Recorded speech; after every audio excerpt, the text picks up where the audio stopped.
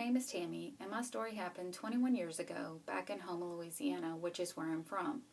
I had just started a new job at City Court and had only been there a week.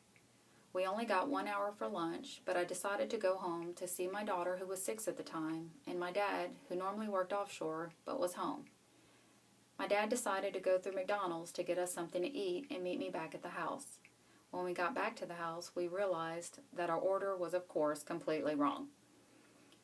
We went through the order trying to figure out what out of it we would actually eat. So I spent most of my lunch hour griping about the wrong order from McDonald's and how incompetent people at fast food places were. I went back to work that afternoon, and my mom was at jury duty down the street at City Court. She called because she couldn't get a hold of my father, who was at home at the time with my daughter, because she needed a ride home.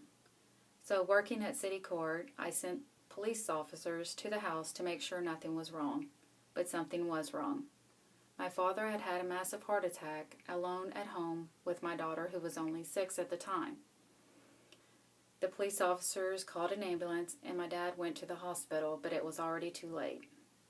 My dad had died of a massive heart attack at home alone with my daughter, who was only 6. The last words that I remember saying was griping about my food order from McDonald's.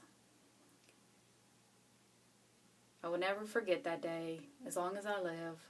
It is one of the worst days of my life.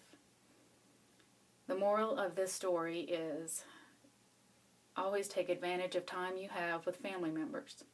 Always tell them you love them.